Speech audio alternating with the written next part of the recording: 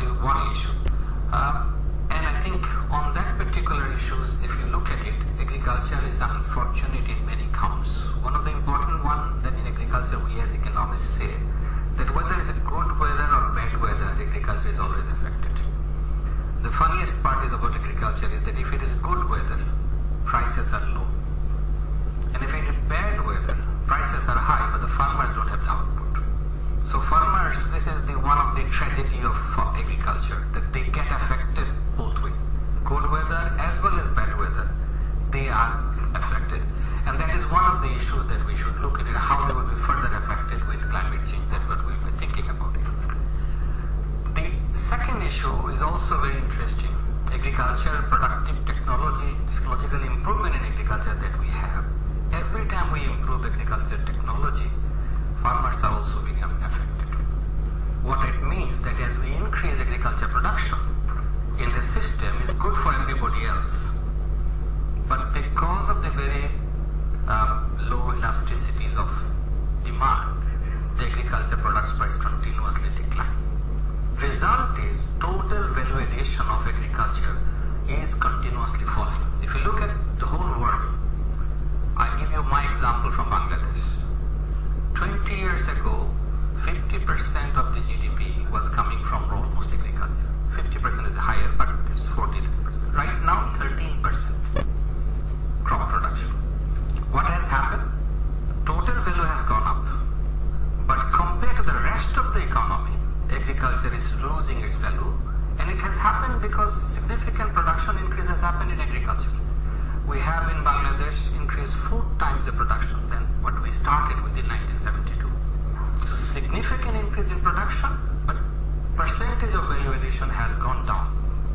At the same time, this morning, one of the speakers was talking about significant dependence, a large number of population in agriculture. So what happens at the end of the day, agriculture is struggling hard, particularly the people dependent on agriculture, because their proportion of income is continuously going down compared to the rest of the economy. On the top of it, now they are facing with climate risk. And I want to divide this climate risk into 3 types. First one is what we all talk about it, the major long-term changes in climate. Probably this is where farmers are better prepared than other one. What I mean, that long-term change in climate, farmers can see things. What they cannot see is the variability in temperature in climate that is happening, and which is very short. I will come up with an example.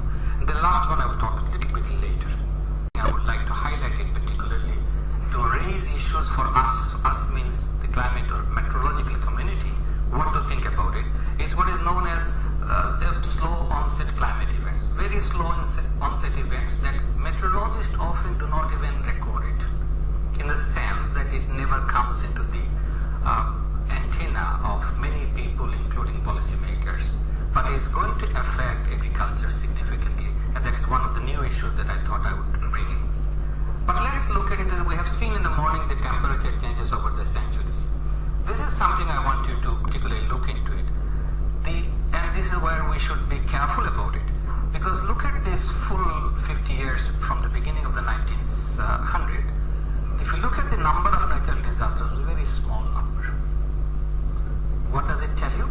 It tells you the traditional knowledge that we are all trying to think about it. The traditional knowledge, this is my logic that I'm thinking, that will give us enough indication to deal with the future.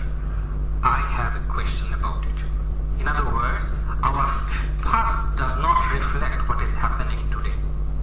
If you look at this line, this is the blue one. This is the hydrological disasters.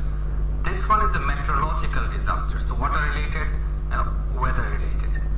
And this is the dark blue is a climatological disaster. So if you look at different disasters, the pattern of disaster beginning of the century and right now significantly changing. So when you and I would say that let us depend on the traditional knowledge to deal with future, I believe that we should think carefully, because we should be careful about what we are trying to understand, because it's very difficult what they're thinking. Here is the disaster by continent. This one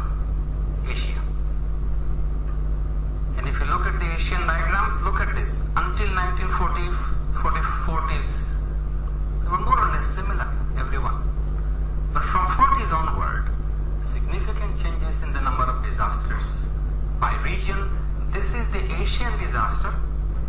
This green one is the African disaster. This blue one is the American one. And Europe is, honestly speaking, one of the lowest. But everyone is seeing a significant rise in their number of disasters happening in their continents. This is the other part, which is the economic damage. If you look at the economic damage coming out because of meteorological disasters, look at this. This line tells you that as we passed from the 1980s onward, it is right now here in this particular zone, 80s onward, significant costing is happening. So in other words, there's a huge cost because of disasters. And that's why the predictions and other things need to be improved and need to be looked into, and I'll come back on this one. If you look, and this is in cost in dollars so that we can compare them. And this one particularly, this blue one is actually the hydrological disaster. So if you look at two disasters that I'm basically looking at, the climatological and hydrological, both of them has significant variation coming in the recent year, last 20 to 40 years, 30 years time. Now let us divide the disaster into few particular events. Some of the climatic events that we will link to climate change. One of them is flood, and this is the flood, the blue line. The dark blue line gives you the flood, and again you see that the flood's impact, damage is significantly becoming higher, and we'll come back on this one a little bit later. This is the storm, which has a spike in certain years, but storm is also becoming higher. This is the last one is drought. So if you look at compare these three of them, climate events, the top two are storm and flood, and the next one is the drought. We'll come back on this one. Now let us look at, and these are all public information available within Asia. Here's what has happened if you look at the 2003 to 2013 total damage that has happened to agriculture because of three particular natural disasters in agriculture. Average loss, which is not here, is about 22% of the agricultural value addition lost per year due to some disasters. Here is and this is between this, it's not per year, I'm talking about 2003 to 2013. Here is FAO's estimate that agriculture damage is 14%, loss is 29%. So you can realize that loss and damage are not necessarily the same word. There are now literature coming out that we will say loss is one thing, damage is another thing. I'll come back on this one. This is an interesting one to give you an idea that from the subsector within agriculture, and agriculture not necessarily crop, 42% of the damage, loss and damage, has actually occurred in the crop sector. So if I'm looking at meteorological thinking and questioning us what to do, you can see which sector to look into carefully. Then the livestock, significantly quite large damage is coming on the livestock sector. This one in particular, if you look carefully, is the loss and damage in crops by disaster. So if you look at the crop, remember crop is the highest one, but if you look at the crop, what is actually causing it is mostly flood. So flood forecasting should be carefully reorganized. So we'll come back on this one, and I have some of my issues in there. Next one is drought. But the most important one is here, if you look carefully. On the livestock, it is the drought that is giving most of the damage. So if you depend on agriculture forecast, you should be careful about which way to look into it, because flood is damaging crop, rain-fed agriculture, flood water dependent, whereas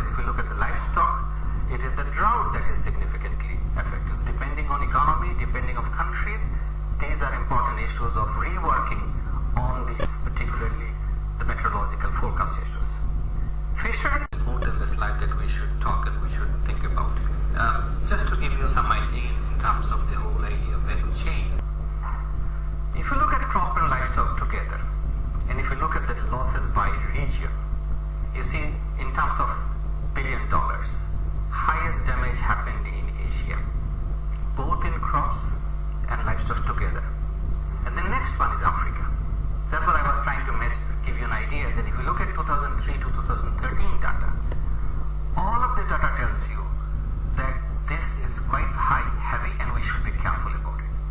Now when we look into this in terms of climate change, I think this is where we should start thinking about it. What are we talking about? I was looking at some of these interesting flood forecasting, and this is where the Met Office, I normally, whenever I talk to the Met Office, my own feeling is that we should double check what we are forecasting on. Because if you look at the cyclone forecasting, it was designed for protecting the ships. So that's why still today, all the cyclone forecasting is related to the port. Very interesting. And look at the language of forecasting. I don't know how many of you are aware of it. In Bangladesh, we use this cyclone warning numbers 7, 8, 9, 10, 3, 4, 5, 6, up to 10. 11 means there is nothing left. Interestingly, 8, 9, and 10 are exactly the same forecast. Those who you know better than me. What it means, the cyclone storm is exactly the same on 8, 9, and 10. But if it is 10, it means cyclone is coming towards you. If it is 9, cyclone is going south of you. And if it is 8, cyclone is going north of you. Tell me, how many people would actually understand this forecast except the captain of a ship? That's what I'm telling you. This forecasting was designed for the ship captains, for the port city. So when the port authority get the captains that here is the cyclone warning. So let's assume Chittagong port of Dhaka, Bangladesh, and says storm warning number 10. The ship in Chittagong understand it is coming towards them. Agriculture, nothing for them. They have no idea what does it mean to them. We'll come back on this one, but I think that is where we should work together to change things. Because obviously when you look at the disaster damages, and if you look at my historical diagram, if you remember those historical diagrams, damages were very low in the earlier centuries. So when we were designing all this forecasting for the people, we're looking at the highest damaging sector. What was the highest damaging sector? That time, trading was a very important issue. So yes, every disaster warning was designed for the port. We did not design it for anybody else. I remember there was an interesting example in Dhaka when they had given a signal for Cox's Bazar, which is south of Chittagong city, warning number 9. The warning number 9, why? Because it was designed not for Chittagong. Cox's Bazar is not a port city. Cox's Bazar is a non-port city. Chittagong is a port city. So for Chittagong, it was warning number 9, which means it's going through Cox's Bazar, is south. But people in Cox's Bazar thought it is 9, so it's lower than 10. For them, it is actually nothing but 10 because it's coming towards them. So at midnight, the deputy commissioner called the Met Office and said, change the signal because people are not moving out of their house. They are staying at home because you are saying it is 9. Met Office said it is actually 9 for Chittagong but 10 for Cox's Bazar. But nobody understood that it is 10 for Cox's Bazar. So finally, with all persuasion, with the involvement of the Prime Minister, finally they changed the signal and said give it 10 because otherwise people are not moving out of their house. It was 12 feet, 13 feet tide coming. Nobody understood it. So I'm giving you the logic and example for us to understand what was the original meteorological signal design. And when we're here talking about agriculture, what are the new meteorological signals that should be designed? And I think there is an important gap that exists significantly, probably everywhere. I'll come back on this one. But I'm just giving you this example to understand that this is a very important issue. On flood signal, Bangladesh is a flood plain, you all know it. The flood signals in Bangladesh would be telling you that at this point on this river, the river water is flowing 2 centimeters above the danger level. And I always tell you, I don't understand what this signal means. If on a bridge, remember all the gauge are on the bridge, below the bridge. If on a bridge, if river is flowing 10 centimeters above the danger level, what does it mean for me who lives 10 kilometers outside the bridge? Which means that when we're rethinking about it, and this is a right opportunity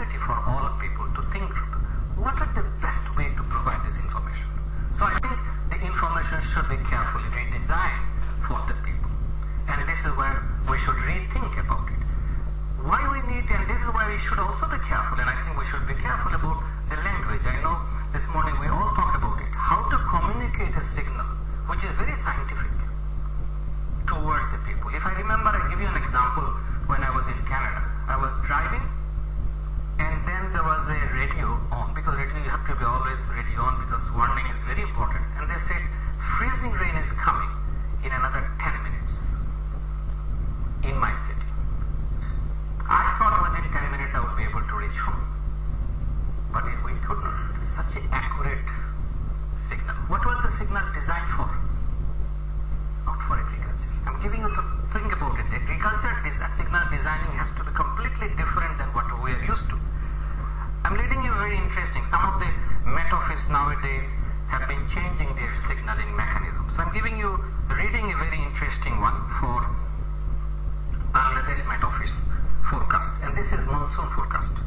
This is what they write in their language. Light and moderate rain, oblique thunder showers accompanying with temporary gusty wind is likely to occur in many places over Rangpur, Rajshahi, blah blah blah blah blah, and at a few places in Khulna, Chittagong, Dhaka divisions with moderately heavy to heavy falls at places over the country. What does it mean for persons who are listening to this forecast? I don't know whether you understood it, but I could not understand anything out of this particular forecast. And I know the speaker this morning was talking about communication. That this is a scientific forecast. You cannot challenge them because I think it's very scientific. I read another forecast, which is for our Met Office. This is monsoon forecast. What is the Met Office forecast? For monsoon forecast is for agriculture. Let me read it. Bright sunshine hour is expected to be between 3.5 to 4.5 hours per day during this week. Weekly forecast. Average of free water loss during the next week is expected to be between 3.25 millimeter to 4.25 millimeter. Very accuracy. You can look at the accuracy interval. 4.25 millimeter per day. Monsoon forecast. Then you said light 0.4 to 0.10 millimeter to moderate 11 to 22 minute rain and thunder showers accompanying with temporary gusty. All this information, this is not information for the people we are looking at. Particularly in agriculture, I think we should recreate our whole communication mechanism. And I agree with the speaker this morning. I give you another example. This is Indian Met Office. Heavy to heavy rain, very likely to at isolated places in coastal Karnataka and Kerala, at isolated places all over East Uttar Pradesh, South Himalayan, West Bengal, Sikkim, Arunachal Pradesh, blah blah blah. That's a forecast, 5-day forecast. Remember, they are better than others. They are giving you 5-day forecast, and this is the language of the 5-day forecast. You want to hear the Sri Lankan one? I'm just giving you information that you all know, I'm pretty sure.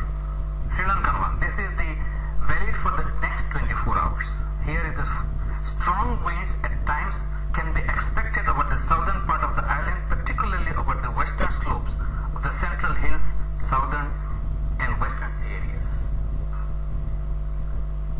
So, yes, I don't know how many of you are as educated as me.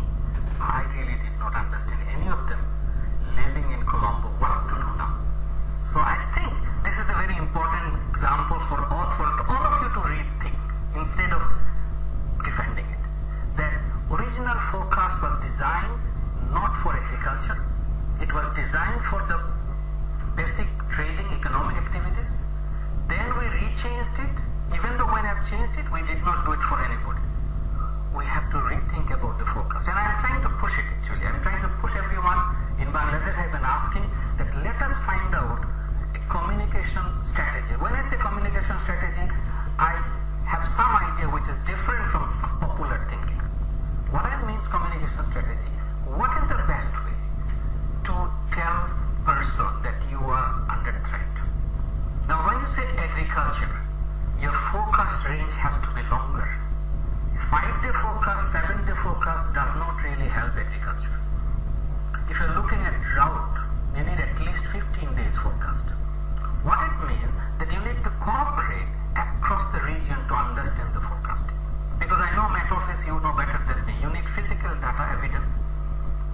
other words, you need evidences from across the boundaries to understand how to do a better forecasting. A rainfall happening in Assam, which is not within the radar of Bangladesh Met Office, is going to flood Dhaka because the rainwater is going to drain. So in other words, we cannot be done with one country. It requires a larger communication, and that is one strategy that you think about it, because otherwise we're talking about only for saving life. For agriculture, I think around the world, Met Office signals has to change completely and say what is the right way to think about it. The second issue, I think I always believe, so in other words, the whole language structure has to be changed, and that's where we need research to find out what is the right way of telling people. When we are saying it for the captain of a ship, it was the language is understood. He is well educated to understand his language. But it's not for the common people, and common people's language should be understood. And when we say this is where research should be, and this is where I'm asking some of us, our friends, to do research, to find out, use different languages, what you call coded language, and see which one is most understood by the people. And there are different kinds of people, city dwellers versus agricultural farmers. They have different way of understanding this. And if we leave it for the interpretation of the journalist, I do not think this is the best way. In other words, what I'm saying, that it has to be scientific information provided in a way that people understand, and that research is still missing. I'm myself is interested to understand what is the standardized way to tell people this is the information. If you leave it for people to interpret, then it is no longer, it loses the accuracy, the amount of accuracy that scientists do in terms of forecasting, significant accuracy. They spend a lot of time to say this is what the weather forecast is. So if I have that much accuracy, the problem is how do I communicate this information to the people living in the ground and say this is how we should be communicating, and that is the research itself missing right now. I think we should rethink about it.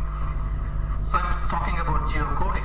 So when you say the flood water is coming to a city, it should actually give a geocoding, this region, this region, this region. There should be more information on that. But I think agriculture forecast requires more than that. The insurance scheme that people are all talking about it eventually will be depending on agriculture forecast. And the more accurate agriculture forecast is, the more adaptive people will be. So in agriculture, whenever risk we're talking about, if I say we want to help adaptation does not mean training them only to understand, produce this alternative crop.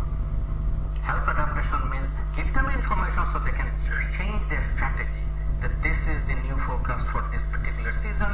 There are sowing seasons, there are harvesting seasons, and these forecasts are very important for them. So I'm giving you that idea that I think those type of forecasts, at least in my understanding, is completely missing, but it is important, and this is a good opportunity to create this kind of information through research so that we know this. The other one that is also important, and the one that I didn't talk about so far, which is to look carefully into the slow onset disasters. Slow onset disaster means disaster that you never notice but happens. During sowing season, all of a sudden, flood water went up and damaged your seedbeds. That significantly affects farmers. And that damage is never measured. Nobody measured the damages. Nowadays, at least in IPCC, UNFCCC, they are now talking about it, and they're bringing loss and damage into a separate estimate. They're saying it is beyond adaptation. Whatever adaptation we're doing, this kind of, think another one, a fisherman going into the sea, marine coastal fisherman, you give a signal, even number 3, seaboard signal. You ask every marine fisherman, come home, you cannot go for shipping because the storm is coming. How many days he is losing? If you look at the diagrams of storm warning, they significantly increase. If you look at any of this, you can realize, remember, this is storm. So if you have a significant storm warning fluctuation happening, that means number of days a fisherman can fish in the sea is significantly going down. How much damage? So if you look at how much loss you have, you will say there is no loss. In a sense, he did not lose anything, but it has reduced his income significantly, and that is never counted into the loss. So I'm trying, and if you want to adapt, I think these are information that needs to be provided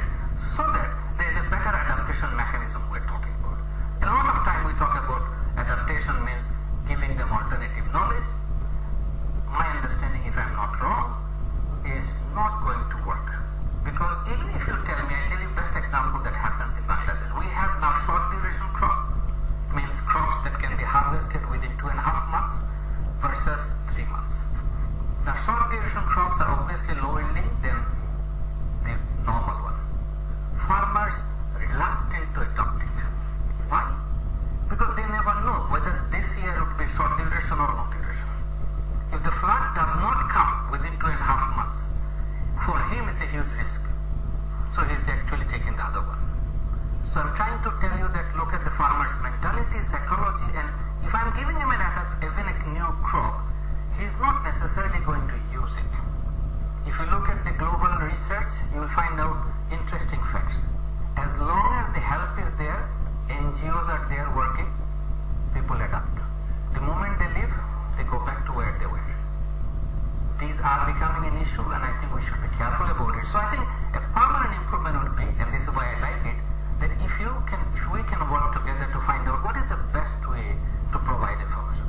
The information flow required for the, if you think carefully here, for the agriculture and for the livestock farmers are not exactly same. A completely different set of information they're looking for. And I think we should be thinking from that direction, what are the language of information that we should create, and I think we should do more research on